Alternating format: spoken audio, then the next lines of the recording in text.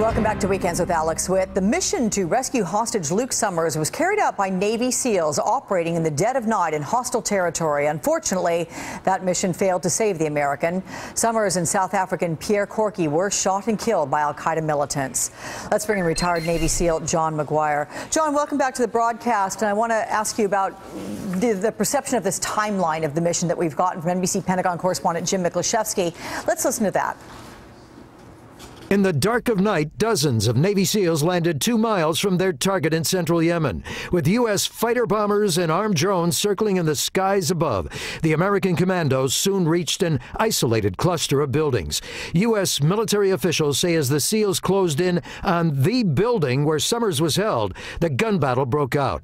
In an intense firefight, the SEALs killed 6 to 9 al-Qaeda captors. Summers and a South African hostage, Pierre Corky, were discovered gravely wounded, apparently shot by their captors. The two were quickly airlifted out of the area to a U.S. Navy ship offshore, but both died of their wounds. So as you listen to that accounting there by Jim Miklaszewski, where do you think things went wrong? What happened? Well, first of all, Alex, it's good to see you again. And my heart goes out to Luke Summers and Pierre Corky. It's just, I'm sure their families are really feeling it right now. Right. Where do things go wrong? Well, I think in an interview with you before, we talked about operational security and that the American people don't need to know the details of how we do things and what we do because we lose the element of surprise. And I heard in one account that they were on edge, the terrorists were on edge that we might come in and do a rescue attempt. And I think because they know that we're doing these sorts of things, they would be on edge and be more prepared. Yeah, well, and you make a good point, because how unusual is it that we have one attempt which was failed, and that was about a week or so prior to this one, and then you have one so quickly on the heels of that. I mean, granted, Mr. Summers' life was in danger. They had very good reason to suspect that he was going to be executed, so they really didn't have a choice, right? Right, right. I agree with that. I don't always agree with this administration, but I'll have to give them credit in that I think they made the right call. When they saw evidence that his life was in danger, they made the decision to go in there and try to rescue him. Yeah. I will go ahead. I'm sorry. No, I want to ask you.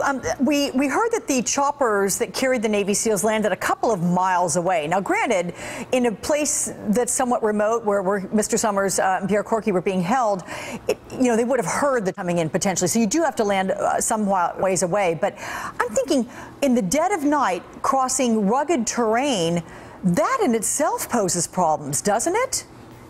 Well, our guys, our men and women who serve to protect our freedoms, they take this job very, very seriously, and we prepare for all environments all over the earth, and so that's what we do.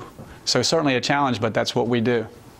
What about the training and the mentality that gives you the ability to undertake missions like this? I mean, you're sending 24 men and or women, a team on a high-risk mission to rescue a sole U.S. civilian in the dark, not knowing what you're going to get when you go around any corner or any wall in the middle of the night. What I guess a Master Chief used to tell us, if we're not learning, we're not living. We're constantly training or doing the job. But I think one thing that hasn't been said is, it's a tragedy that we lost these 2 individuals. But I think your report said 6 to 9 terrorists no longer walking the earth and providing terror.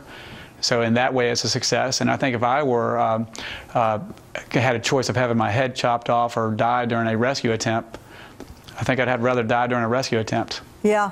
Hey, John, the likelihood of success, are you ever given a percentage? Do you guys think in those terms going in? You have to go in there with the intent to win. For our men and women who protect our freedoms, whether we win or lose often means whether or not we live or die. And, this one didn't go our way, but I think it sends a strong message to the American people, and that is, it may take us some time, but we're going to give our best effort to bring you home. Is there a minimum standard of intelligence that you are given before getting a green light to undertake a mission like this? Those are things we can't talk about because, again, it's almost like giving the enemy your playbook. But I'll tell you, the men and women who do these missions, some of them never, leave the United States. It's a big teamwork thing to get these missions done. And I know these guys and gals, they take these things very seriously. How about in this case, a mission does not end well? How much does that affect the mentality of the Navy SEALs and everyone who's planned so fast and furiously to try to get this together? Well, you know, the Navy SEALs and other men and women who serve in our Special Operations Forces, we love our country and we love the American people. And, you know, we realize that some things are more important than fear. And so we go in harm's way to do the things we can do to protect the American way of life. Certainly it affects them, but, you know, move on to the next mission.